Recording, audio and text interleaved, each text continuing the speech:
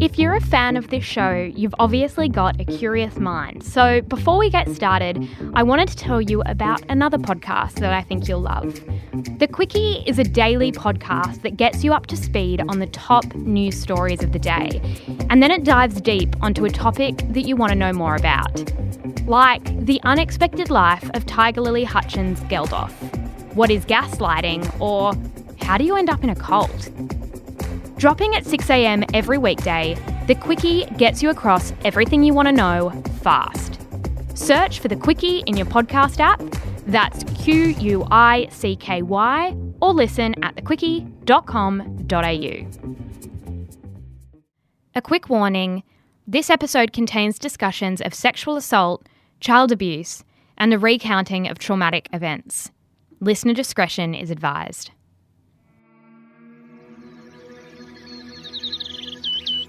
In July 2015, the bones of 2-year-old Khandalyce Pearce were found in a suitcase by the side of a dusty highway 2 hours west of Adelaide. Alongside her remains, investigators found a mud-covered Dora the Explorer t-shirt, a mangled shoe, and a handcrafted quilt. The question on everyone's lips was, where is this little girl's mother? And how will she react when she hears that her daughter was murdered? But Karlie Pearce Stevenson wouldn't ever know the truth, because her body had been found 5 years earlier in Belanglo State Forest. So how did a little girl and her mother end up dead 5 years apart? I'm Jessie Stevens. In this episode of True Crime Conversations, I'm speaking with author and journalist Ava Benny Morrison about the case of the lost girls, Karlie Pearce Stevenson and her daughter Khandalyce. So I want to start with an August morning in 2010 when a bunch of sort of dirt bike riders visited Belanglo State Forest. Can you tell me what happened? So this was a winter morning in August 2010. There was a group of guys from Sydney that had driven down to the Belanglo State Forest to go dirt bike riding. It's quite popular with dirt bike riding, but most people know it for its association with Ava Benny, the serial killer who murdered backpackers in the forest. And they spent the morning riding through all the fire trails, and one of them ended up coming across a woman's skeleton that was lying next to a log. And at first, he only came across it because he took a wrong turn, and he ended up finding a leg bone. But he wasn't quite sure whether it was human or animal, and I think he chose to believe initially that it belonged to a kangaroo. So they've left it and they've gone back to where their cars were, had some lunch, and it was playing on his mind. And he spoke to others in the group about it. And his brother had actually read a book about Ivan Milat. He was thinking about the way Ivan had discarded his victims' bodies next to logs and whatnot. So that made him go back and have another look. And it was the second time that they went back that they found a skull, a clump of hair, some rib bones and a few other things. And that confirmed to them that it was human, so they called the police. There are fears of another murder victim in the notorious Belanglo State Forest, with police saying bones found there are almost certainly human. It's certainly a find that is more luck than good management. The human remains, which include a skull and femur, were found by a trail bike rider yesterday afternoon.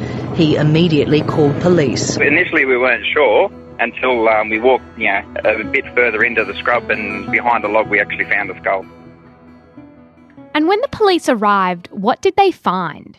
They drove out later that afternoon, and it was clear to them initially that it was a human skeleton. I guess the circumstances it was found in, it was in a pretty isolated part of the forest. It was on the edge of this forest, which is huge, in the southern pocket, but it was next to a log. She'd obviously been there for a very long time, to the point where she was just a skeleton. So automatically they suspected that something suspicious had gone on, and it wasn't until the next day that the detectives came in, crime scene guys as well, and they spent a few days going through the crime scene. And they also found a woman's T-shirt, a small earring and a single sock as well. So they assumed that they were dealing with a female skeleton. Did they have any sense of the age? That wasn't until they went and had a autopsy done, and it was a forensic pathologist that determined she was probably between 13 and 25 years old, and that she had been in the forest for anywhere between a year to up to 10 years. That also helped them rule out Ivan Milat, because he would have been in jail by the time this woman was killed. 5 years later, another body was then discovered in South Australia. Can you tell us about that? In 2015, in July, in a completely different state, 1,100 kilometres away in South Australia, a group of guys in a car driving to Adelaide through the Murray-Mallee region pulled over. One of them needed to go to the bathroom. And the spot that they pulled over was very unremarkable. It's just a random location on the side of a straight, relatively empty highway in the country. And they pulled over, and he's gone over to the bush, and he spotted a suitcase lying on the ground. There were a number of items that were in that suitcase, clothing and a blanket and a few other things that were all over the ground, all over the dirt. And he's gone over to have a closer look, given the suitcase a bit of a shake, and realised that there was a small jawbone amongst all the clothing as well. So that freaked him out, as you could imagine. He's jumped back in the car, and then when he's got to Adelaide the next day, he's called the police. These cases were treated completely separately, but they were immediately similar in that police couldn't figure out who they were for years. Haunting images have been released by major crime detectives investigating the violent murder of a child whose remains were found dumped in a suitcase in the Murray-Mallee. Police releasing pictures of the bag and girls' clothes in the hope it'll trigger someone's memory. And what were the other objects that were in that suitcase? There was about 50-odd objects in there, mainly children's clothing, a few pieces of adults' clothing, and a very distinctive hand-stitched quilt. And this was key to the investigation because a lot of the other stuff in the suitcase was mass-produced. So a child's tutu from Cotton On, some stuff you can get at Kmart, some Holden-branded silk shorts, things like that. But this blanket was very unique. You could tell it was hand-stitched, and it looked like something that someone would give to a young child or an expectant mother. Yeah, well, I can just explain that that quilt to you. The quilt is 90 centimetres by 90 centimetres. It's surrounded with a pattern all the way around of the black background with the bright coloured musical notes. It's really very, very distinctive, and we've had a quilting person have a look at it, and they believe that it's a homemade quilt. So clearly somebody has gone to the effort of making that quilt for somebody they care about and love. It's extremely distinctive, and it's impossible to believe that somebody doesn't know who had that quilt. What kind of person was Karlie? What do we know about who she was? So Karlie grew up in Alice Springs. Her mum was Colleen Povey. Karlie grew up with a huge supportive network of friends and family. She had a lot of cousins, aunties. They all played netball together. She went to the local high school, loved to go fishing with her dad, camping. She went on trips with her stepdad, who was a truck driver, just crisscrossing around Australia with him. So she was a really happy, social, vivacious young girl. Growing up as a teenager, she was a bit rebellious, but what teenager isn't, to be honest? And she started to have a little bit of conflict with her parents over their rules, and, you know, she wanted to go out and was a bit disinterested in school. So they would have a few conflicts over that. But she left high school in grade 10. She started working at her auntie's snack bar in town, and she moved in with her grandmother, Connie, who was a bit of a matriarch in their family. She loved looking after her grandkids. Her door was open to anyone whenever they needed it. And it was when Karlie was living with her grandma that she ended up getting in a relationship with a local guy by the name of Robbie. Now, Robbie was working at a meat company in Alice Springs at the time, and he adored Karlie. He had first spotted her when he was working on the door at a bar in Alice Springs, and they just fell in love. They ended up moving into their own place, a unit, and Karlie, by that point, had Khandalyce. Khandalyce's dad wasn't involved in their life from what I've been told, but Karlie was fine with that. She was independent. She loved kids, and she always spoke about the kind of life that she would provide for her own daughter when that time came. And that did come when she was 17, and she was quite young, but she had a huge supportive network of family around her that helped her raise Khandalyce as well. It wasn't until Karlie was 20 that she lost her way a little bit, and she started hanging out with some people that were new to town and picking up their bad habits, which was getting into drugs. So her and Robbie are living together. How old is she, like 20? She's 19, 20. And so then they sort of meet another couple. I think Robbie meets another couple, doesn't he? That's right. These are these friends that Karlie starts hanging out with. It's a man by the name of Daniel Holdham, and his girlfriend at the time, Hazel Passmore, and her 3 kids had moved to Alice Springs. They lived quite a transient lifestyle and had been staying at different places along the East Coast in the prior 12 months, but finally settled in Alice Springs in about late 2007, early 2008. Robbie had met Daniel through work. Daniel approached him one day, and they all started hanging out together. Karlie and Hazel both had daughters that were at the same age, so they'd play together while the parents just hung around and chewed the fat at Daniel's house.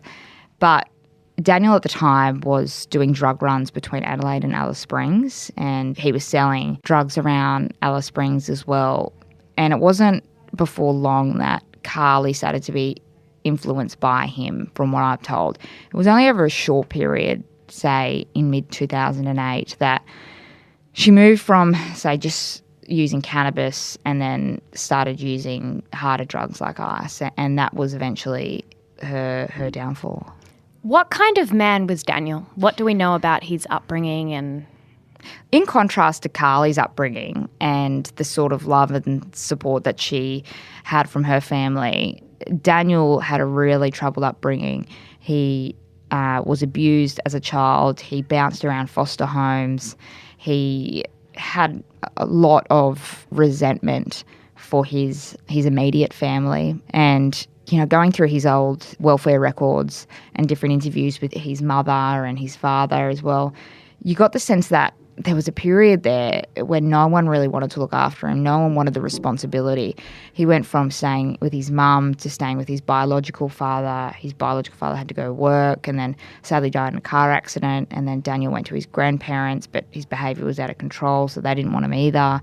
And then his mum didn't want to take him back, so he ended up bouncing between boys' homes.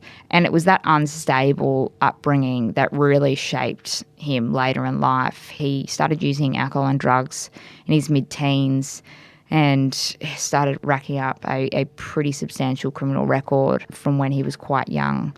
He spent most of his life growing up in Orange in country New South Wales. He met a woman that he got married to and ended up having 2 children with. But he doesn't have anything to do with those children anymore, as I understand it. And then he sort of moved from regional town to regional town, picking up odd jobs, trying to kick a drug addiction. There were moments in his life where he looked like he could succeed and there was hope for him, but that was always short-lived. He'd always somehow fall back into drugs, even if it was he was living in a new town with new friends and new people. He'd somehow find the bad apples in town and just fall back into the same cycle. And it wasn't until he moved to Queensland in about 2005, 2006, and he met Hazel Passmore, who became one of the constants in his life, but also shaped him for the next few years. let's go forward to 2008 because that's sort of the one night that changed everything. So this was in September 2008. Daniel told his mates that he and Hazel and the kids were going down to Adelaide for a weekend for one of the kids' birthdays, and they jumped in a four-wheel drive and they were driving down there. It's a pretty long drive in the middle of the outback, and at night, especially when you're driving around those areas, you really need to be careful of kangaroos. They're all over the road and they completely ride off your car if you hit them. It was about 11 p.m. just before, and he claims that he swerved the car to avoid hitting a kangaroo, and the car rolled a few times. He climbed out of the wreckage and he was relatively uninjured, but two of Hazel's kids died, and he gives a pretty graphic and horrific recollection of finding their bodies. And his girlfriend as well, Hazel, was left with horrific injuries. She was in a coma for 2.5 weeks, had to have one of her legs amputated, countless operations as well. Hazel was taken to Alice Springs Hospital. And that night, Daniel texted Robbie and said, "Nate, I need you to come to the hospital. I've been in a really bad car accident. Come and help me out." Robbie rushes down there the next morning and finds Daniel, and he's completely hysterical and talking about he's responsible essentially for killing his girlfriend's 2 kids and leaving his girlfriend at the time unsure of whether she would survive or not. And it was that day, that crash, that really changed things. Robbie and Karlie had been having trouble a little bit before then, and Robbie got the sense that Karlie wanted to leave town. She wanted to see what was outside of Alice Springs and go travelling. And Robbie, was pretty happy with the status quo, how things were. But after that crash, Karlie left Robbie, moved back in with her grandmother and stayed there for a little while, but then ended up getting closer to Daniel as well. And she left Alice Springs with Daniel and went down to Adelaide. And not long after the crash, Daniel later claimed that Karlie was just a shoulder for him to cry on and someone that was supporting him. But they came back to Alice Springs briefly, and Karlie took Daniel around to her mother's house, and Tanya Webber was there as well. And the general feeling about Daniel from the get-go was that he was untrustworthy and there was just something off with him. Karlie's mother tried to convince Karlie to leave Khandalyce with her so she could look after her and Karlie could go off and do whatever she needed to do. But Karlie loved her daughter unconditionally, and she would never have left her on her own, and she was adamant about taking her with her. Tanya, I interviewed her, and she said, you could just tell there was something wrong with him. He wouldn't keep eye contact. He didn't really want much to do with us. He just wanted to get out of there. There was one point that afternoon where he yelled at Khandalyce when she was playing in the backyard. That didn't sit well at all with Colleen, Karlie's mum, or Tanya. And the last words that Tanya said to Daniel as he packed Karlie and Khandalyce in the car before they drove to Adelaide was, "Make sure you look after them." And that was the last time she saw them. You mentioned Tanya, who was a friend of Karlie's mum, and she's the person who will sort of later help the police work out who the bodies are, but we're going to get to her later. But at this point, Karlie and Daniel, they've moved away from Hazel, and she's now in a wheelchair because of that accident where Daniel was behind the wheel. What kind of position is Hazel in at this point, and how is she feeling about what's happened? In 2008, when Karlie and Daniel and Khandalyce left Alice Springs and they went down to stay in Adelaide, Hazel was in hospital receiving treatment for the horrific injury she suffered during that car crash. Holdem was going to her hospital bedside, and when she finally woke up from a coma, she was told that 2 of her children had been killed. You can imagine, as a mother, what kind of pain and grief that would leave you with. And then she found out that Karlie and Khandalyce were down in Adelaide and staying at Daniel's motel. She was immediately suspicious and started accusing Daniel of all kinds of things. Daniel was trying to deflect, saying, "She's just our friend, she's here to see you, you have nothing to be worried about." But Hazel wasn't so sure. There's one recollection that she had of the first day she was allowed out of hospital. She's in a wheelchair, she's just had her leg amputated, she's feeling quite vulnerable and insecure, and she goes down to the main shopping street in Adelaide with Daniel. And it's clear from how she describes her interactions with Karlie and her views that day that she was very jealous of Karlie. She told police how Karlie was running around in a skirt or a dress that Daniel had bought her, and she could tell that they were flirting, there was something going on. And just from reading that, you can really tell her insecurities just jump out of the page. And it was the start of this deep-rooted resentment that Hazel had for Karlie. And so Daniel and Karlie went to the motel, and then they sort of leave town and they go and stay with friends, is it? Do they go and stay with Daniel's sort of friends? So in November 2008, Hazel buries her 2 children that died in the car accident, and they have this really emotional, traumatic funeral. And either that afternoon or the next day, Daniel leaves Adelaide And Hazel tells the police that he left her a wad of cash under her pillow and sent her a text message saying, "Sorry, gotta go.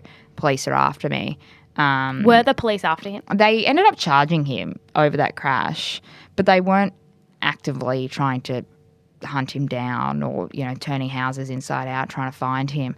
I think he was just trying to come up with an excuse or some sort of justification to leave. And he did leave.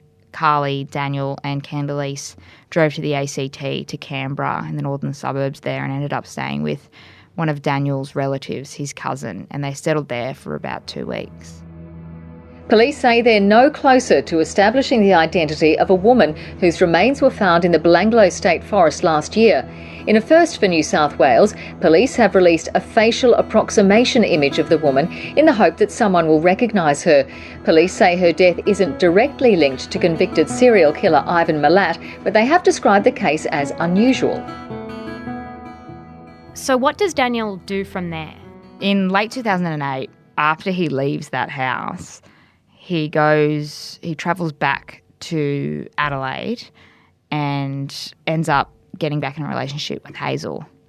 Unbeknown to Hazel at the time, he has done something horrible to Karlie and Khandalyce, but she's just happy to have him back in her house and standing by her again. You got to remember, she has just been through this incredible trauma. She's physically disabled for the rest of her life, and her boyfriend has run off with someone else. She's feeling particularly vulnerable and upset and just wanted a sense of normalcy again. So she takes him back in. And it's not until the following 2 or 3 years that she starts to learn what really happened before he got back with her. He had quite a bizarre sexual relationship with Hazel. Can you talk us through some of the details there that would later come out about sort of their proclivities when it came to their sexual relationship?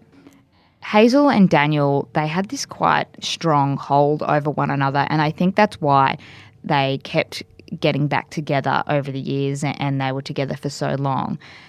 And that's because they engaged in these sexual fantasies that most people wouldn't understand and most people would find quite disturbing. What we've learned is that Daniel would get Hazel to write out these fantasies that sometimes involved the abuse of children, sometimes touched on someone's own actual abuse as a child, and he would get off on that. And she just told police about finding pornographic images on his computer of young girls as well. They were either pubescent or in their 20s. Detectives have revealed the remains found in a suitcase on the side of the road near Wanaka almost certainly belonged to a little girl who may have been killed up to 8 years ago.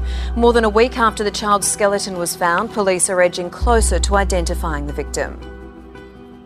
And so eventually when that relationship falls apart, Daniel finds himself in a sort of relationship with like a 16-year-old girl, doesn't he? Hazel and Daniel finally break up in about 2012. Daniel goes back to live with his cousin at her place in Canberra, and he ends up getting in a relationship with this really young girl. She was about 16, 17 at the time, and she lived up the road. And from what people have told me, neighbours, old friends of theirs, even Daniel's family themselves, it was really toxic. It was quite a volatile relationship. Daniel was using drugs really heavily at the time. They would scream at each other and then they'd get back together. But they ended up going and staying up on the central coast of New South Wales. They were staying at a caravan park there. Daniel's girlfriend at the time, the young girl, Tony, she went back to the ACT to go see her family and left Hold'em in this caravan park. And it was only after about 2 or 3 days that she left that he ended up sexually assaulting a young girl that was staying at a caravan nearby. Do we know how old that girl was? She was 9 years old. Wow. So how long did it actually take for Daniel Hold'em to get convicted of this crime? He almost immediately, police have figured out what's happened. The victim went back to her mum's caravan and her mum's partner was there. And over the next 48 hours, the girl breaks down and tells her mum what happened. The mum's partner goes looking for Daniel, infuriated, and chases him out of the caravan park. Bizarrely, Daniel runs to the police station, 1 or 2 k's away, and tells them that someone's after him, and they're accusing him of touching up a young girl, but didn't do anything. Makes up this ridiculous story that it was some old guy with a beard. Of course, police didn't believe him. He was charged and then ended up pleading guilty to those offences. And that behaviour is indicative of the sexual interest that Daniel had, but there had only been sort of tiny little insights into that over the years. And this, to me, seemed like years and years of pent-up sexual interest in children, as disgusting as that is. And he acted on it. And he was using drugs at the time. He said he hadn't slept for 3 days because he'd been using ice. But looking back at his record, you can tell that this behaviour wasn't... It was sort of a sign of the interest that he had. So these 2 dead bodies have shown up and Daniel Holdham is in jail at the time. How do police manage to actually link these 2 cases together? It wasn't until October 2015.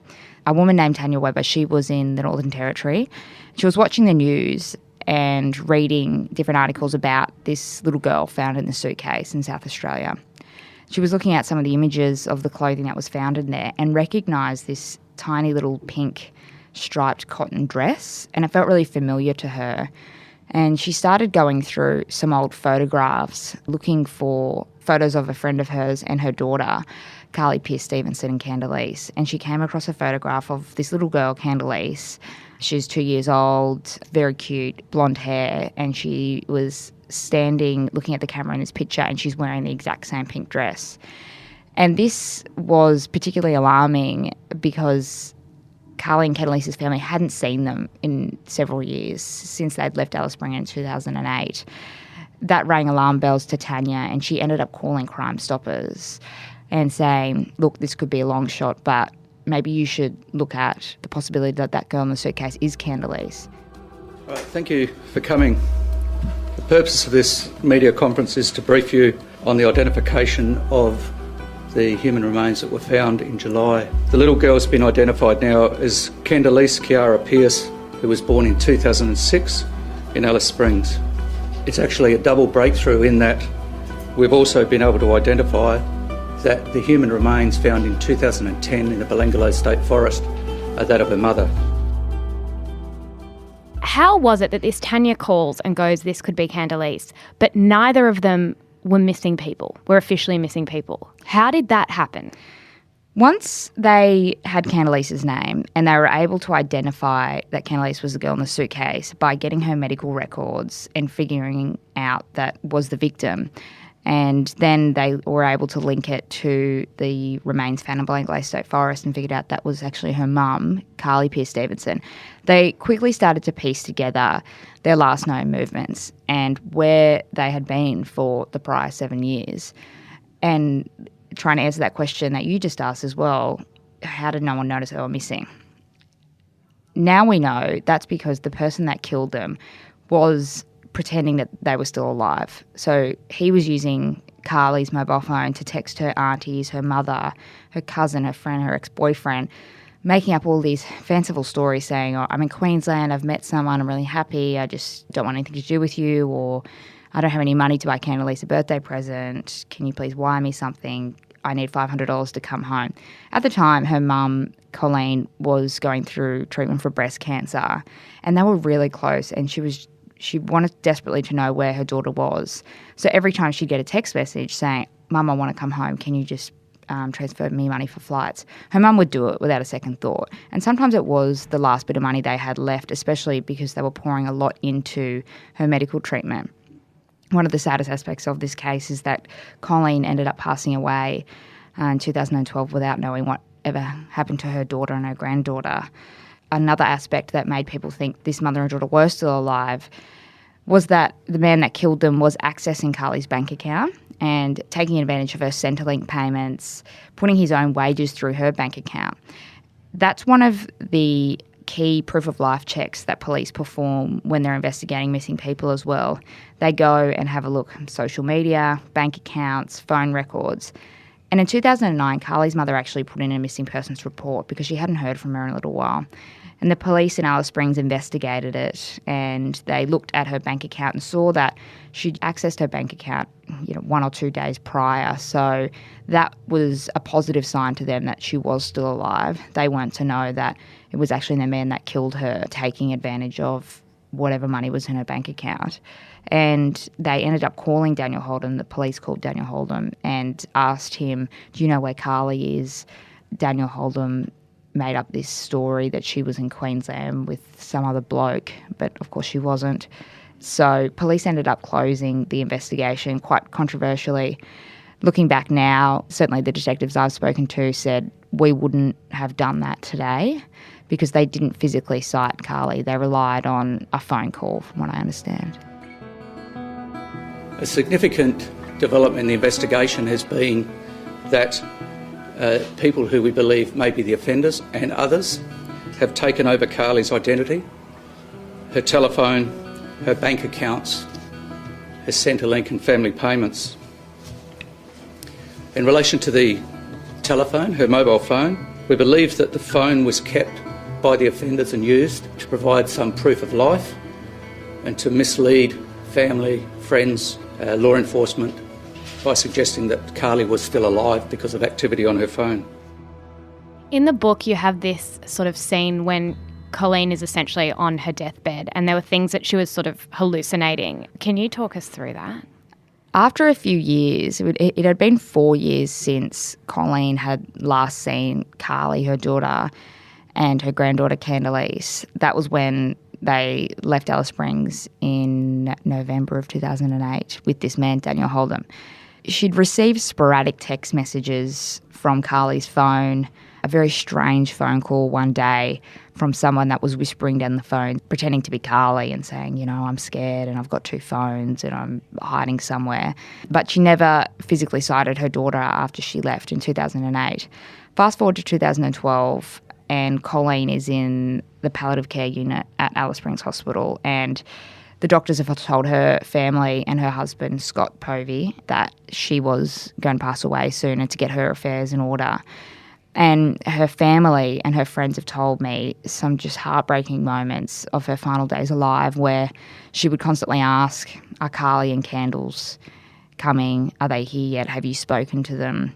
And at one point when her sister was in the hospital room with her, Colleen thought she could see Karlie and Khandalyce standing in the corner of the room. And of course she was hallucinating, but that wasn't long before she passed away. And as I said before, it's just such a sad part of that case is she never knew what happened to Karlie and Khandalyce. Certainly her close friend said she thinks it's better that way because it would have completely broken her. So at this point, he's in prison, and on the news there starts to be this talk of these bodies found, and there's a quilt and there's sort of certain clothing items which then caught the attention of the family of Khandalyce and Karlie. What happens next in terms of drawing a link between Daniel and these 2 girls? Daniel, after he was convicted of that sexual assault, he was sentenced to a few years jail. In New South Wales, he is serving time there when the suitcase turns up with Khandalyce's remains in 2015. It's all over the news. You can only assume that he would have seen it because it was a massive case at the time. And when police finally identify Khandalyce and then start looking for Karlie, they ended up finding out that it was Karlie because they were going through cases of unidentified remains around Australia, and they came across the Belanglo case and compared the DNA profile taken from those bones against Karlie's medical records, and it was a match. Very quickly, they started to find out that the last person the mother and child were seen with was Daniel Holdom. They had to be pretty delicate in the inquiries that they were making because they didn't want to tip anyone off. So it was a very, very secret investigation, for want of a better word. Only a handful of people knew about it, and they were very careful about the people that they were talking to. They were quite comfortable with the fact that Daniel Holdom was in jail, so that that kept him at arm's length from key prosecution witnesses as well. In October 2015, they coordinated this massive police operation where they were doing raids in the ACT, South Australia. They were interviewing people in Alice Springs and raids in New South Wales. And it wasn't until that morning in October that the world, or the country, found out about Karlie and Khandalyce. And at the same time, it was timed to precision that homicide detectives went up to Daniel Holdham's jail in Cesstock in New South Wales and turned his cell inside out looking for evidence and let him know for the first time that he was a key suspect in these murders. State Crime Command Homicide Squad Strike Force Malaya and South Australia Major Crimes Task Force Mallee have been investigating the deaths of Karlie Pearce Stevenson and her daughter Khandalyce Kiara Pearce. In October of this year, a 41-year-old male was arrested at Cessnock Police Station and charged with the murder of Karlie.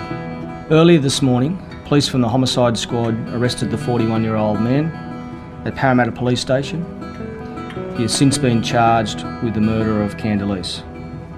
At this stage, I anticipate that the man will appear at Parramatta Local Court later this afternoon. What kind of evidence did they find? Because they turned a few houses upside down because he was sort of a notorious hoarder and kept everything. What kind of stuff did they find? It was quite remarkable, the evidence that they did come across in this investigation. After any homicide investigation, it's hard enough to try and find DNA evidence and weapons and photographic evidence. When the police were interviewing Daniel Holdham and searching through all his stuff, this is 7 years after he committed the murders, but the stuff they came across was amazing.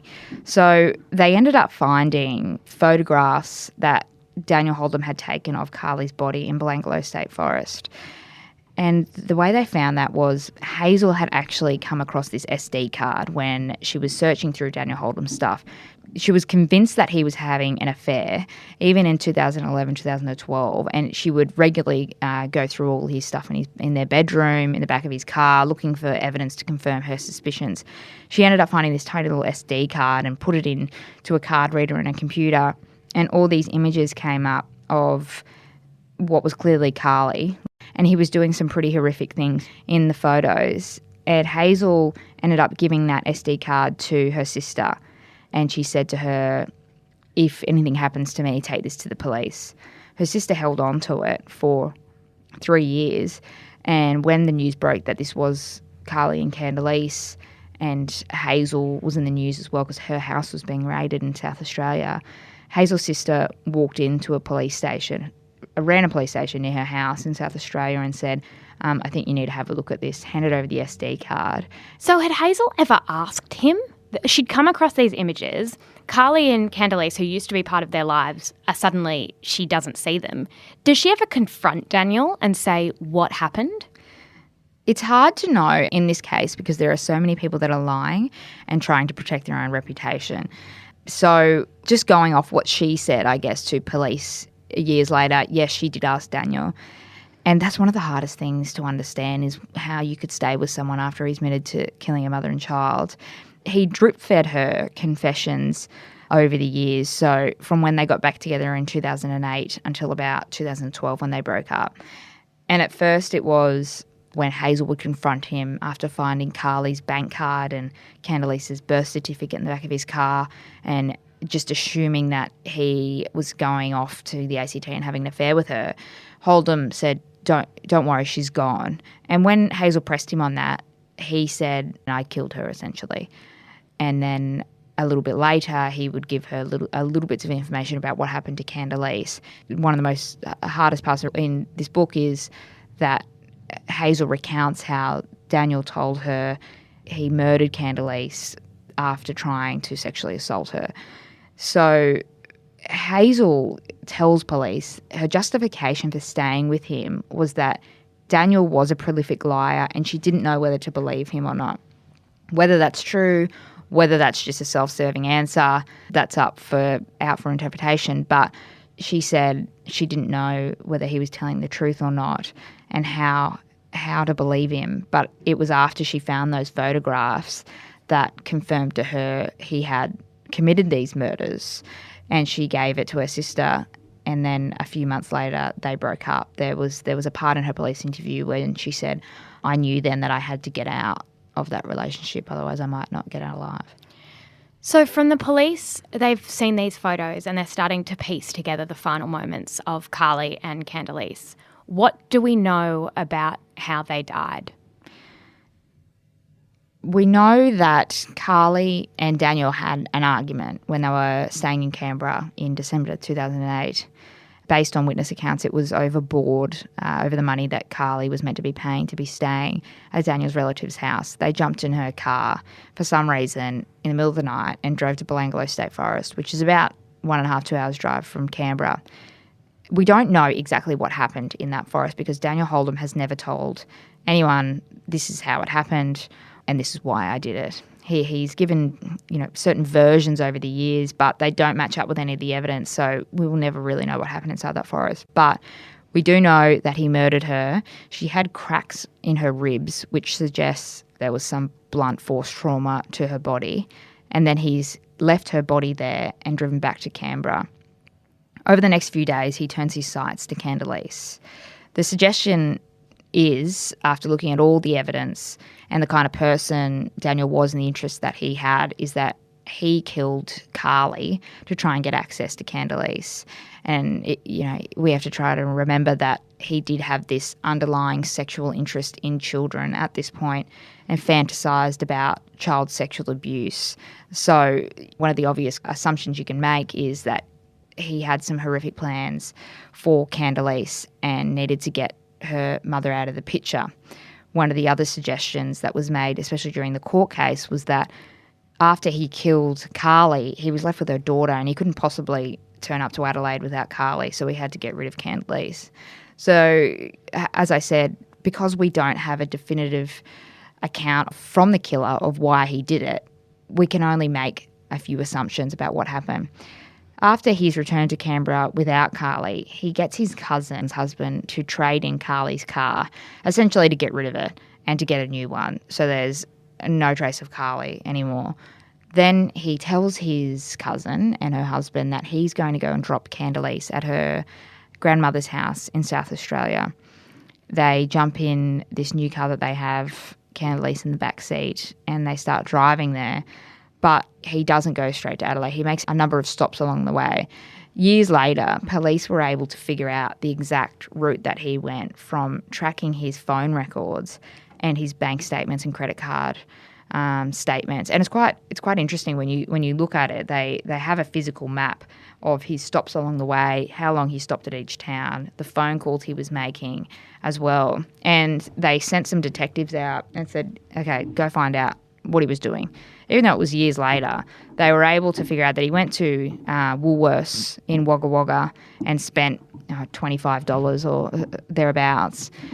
And they requested his receipt from the time, and this is several years later, and they ended up getting an itemised receipt. And these items on their own look harmless enough, but in this context, they're particularly chilling. He bought garbage bags, Chuck's wipes, hand soap, and then got back in the car with Khandalyce, drove on another hour to Narrandera, a tiny town outside of Wagga, and checked into a motel. And again, an amazing piece of evidence that they've been able to pick up years later was the handwritten check-in notice that Daniel Holdom signed when he checked in with Khandalyce. And at this point in the investigation, police didn't know exactly where Khandalyce had died. They knew that she left Canberra alive and she turned up dead in South Australia. So they were trying to figure out where she was murdered, somewhere in between those two locations. And they needed to pin down the last place that she was seen alive. They go to this motel and they were searching through all the old records, looking for anything they can that will show Daniel checked in there, because they knew on his bank statements that he'd paid for a night. Couldn't find it, so they went and tracked down the old motel owner and said, look, we know it's ages ago, but is there any chance that you kept your old records? And she had nothing to do with the business anymore. But remarkably, a week later, she calls police and says, I think I have what you're looking for. They go out to her house and there's a small piece of paper with the motel name on the top of it, and Daniel Holdom has written his name, his address, his phone number, and marked one adult and one child. And that was essentially the last sign of Khandalyce alive. Police believe that she was either murdered inside a room at that motel or near the motel somewhere before her body was put in that suitcase with all the clothing and that beautiful blanket of hers, and he just chucked it out like it was rubbish on the side of the highway before driving straight back to his ex-girlfriend's house. Today, the police told Khandalyce's grandfather, and through him other family, that a 41-year-old man who is charged with the murder of Karlie, Khandalyce's mother, will also be charged with the murder of Khandalyce. This is very much welcome news. It is welcome because those who love Khandalyce want her killer called to account for such a despicable crime. Homicide is the most heinous crime. Karlie's and Khandalyce's family and friends have had their lives suddenly and horribly disrupted. Nothing has prepared these people for their suffering. For them, life will never be the same. Thank you. And he then went to court when they've got all of this evidence together. What was the court case like, and what was the conviction? When it all broke, it was huge. People couldn't believe that these two cases were linked. They were so high profile on their own, and to have them linked was just mind-boggling. I remember sitting in the newsroom one morning and a call came through from someone in the police saying, look, there's going to be a huge announcement and we're going to link these two cases. We didn't know which cases they were, and we were all speculating, could it be William Tyrrell and Madeleine McCain, or what's going on here? And then to find out it was those two cases was just incredible. So you can imagine the hype and the media interest around it. Maitland Court was where Daniel Holdom appeared a week later when he was charged with the murders in October 2015. And the court was packed, and he appeared by audio-visual link, and it was the first time that people got to see him almost in the flesh and get a sense of what he was like. But it wouldn't be until years later that he actually appeared in person in court, and that was during his committal hearing in Sydney. There was the sense that he just wanted to do anything that he could to delay it. He was admitted to hospital. He left all his legal documents in a jail in Goulburn. He sacked his lawyer. He wanted to self-represent. And it was just getting incredibly frustrating. But, the magistrate was just determined to make it happen and wasn't going to let him wriggle out of this. And we all expected that he was going to go to trial, even though the case against him was amazing. Police were able to link all this stuff that we'd spoken about. The stuff he bought at Wagga Wagga was used in the way that Khandalyce's body was discarded. The photographs, they were able to close up on a mole on Daniel Holdom's arm that was captured in one of the photographs with Karlie's body. The confessions he had made to his ex-girlfriends over the years as well. But he was just adamant that he wasn't going to admit guilt. And that wasn't until 2018. It was a week out from his trial. It was set down for 3 months. Witnesses had booked flights. The police were putting the final touches on the brief. It was going to be huge. And all of a sudden, he turns around and pleads guilty to 2 counts of murder. And the one condition, I guess, he had was he was adamant there was a non-publication order placed on someone that was very close to him. He was worried about their protection. And he entered the guilty pleas, and it was sort of a bittersweet relief, I guess, for Karlie and Khandalyce's family. And then it wasn't until November, late last year, where he went to sentencing. And it was the first time then when members of Karlie and Khandalyce's family stood up and read out victim impact statements that were really got a sense of who this young mother and her child were. The family were quite private and they respected the judicial process. They didn't want to speak out or say anything that would jeopardise that until it was all over. So to hear them stand up in court one after another and talk about the fond memories they had of the girls and how much they missed them was just heartbreaking. Daniel Holdom was sitting there the whole time. He seemed completely disinterested, just flicking through papers like it was just a mundane activity. And then he was finally sentenced to 2 terms of life imprisonment. That was after he tried to change his guilty plea to the murder of Khandalyce at the last minute. Thankfully, the judge was having none of that and pushed on. A Sydney judge has sentenced Daniel Holdom to life in prison for the murder of Karlie Pearce Stevenson and her daughter, Khandalyce Pearce.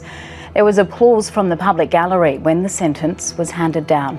Justice Robert Hume said Daniel James Holdom showed complete disdain for the existence of his girlfriend, Karlie Pearce Stevenson, and that to him she was just flesh that could be extinguished for his vile pleasure. He said the manner in which she was killed amounted to extreme gravity and appalling depravity. And he said that Khandalyce was a completely defenceless 2-year-old girl who was intentionally killed with some forethought, and the fact that there was a sexual element to her death only made it more despicable. And the last thing I wanted to ask you is what it was about this case that you couldn't let go of. What was it that you found so particularly interesting and compelling about this that prompted you to write a book? When I was reporting on this case as a newspaper journalist in 2015, I remember being constantly frustrated that I couldn't fit everything into one newspaper article. I was always leaving something out. And with each press conference on this case, there was just new shocking information that was coming out. There was a sense that the case couldn't get any worse, but then it did. And I felt like it really lent itself to long-form journalism. It needed to be in a format where the whole entire story could be told. It seemed like there was just so much to it that wasn't being explored either. Something that struck me throughout this was we didn't know much about Karlie and Khandalyce. And that's only because their family respected their privacy. But I wanted to really be able to highlight the victims at the centre of this case and not focus so much on the person who did these horrible things to them. At the end of it, having finished the book, I think that's something that I'm most proud of, or I found most rewarding, was being able to give people a real sense of who Karlie and Khandalyce were and challenge some of those misconceptions people came up with because she was a young mother or because she had been involved in drugs just before her death. That didn't define her, and I think it was really important to tell people that the kind of people Karlie and Khandalyce were. Thank you so much for your time and for telling us that story. And the book is just so insightful, and it's exactly what you've done. There are 2 humans at the centre, and that's something that I think we need to be reminded of a lot when it comes to true crime. So thank you. Thanks for having me. Karlie Pearce Stevenson and daughter Khandalyce finally reunited after being found murdered more than 1,000 kilometres apart. Early this morning, their bodies were carried to a hearse at an Alice Springs funeral home before being driven to the Desert Life Church for a private funeral. In attendance, family, close friends, a representative of SA Police and the Acting Commissioner for Victims' Rights. All of them were dressed in pink and blue, Karlie and Khandalyce's favourite colours. You can buy Ava Benny Morrison's book, The Lost Girls, in all good bookstores now or online via the link in our show notes.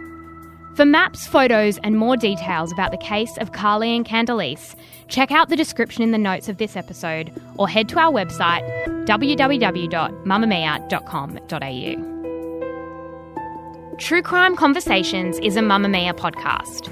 Our senior producer and editor is Elise Cooper. If you liked this episode, then be sure to leave a review on Apple Podcasts, Google Podcasts, or wherever you listen.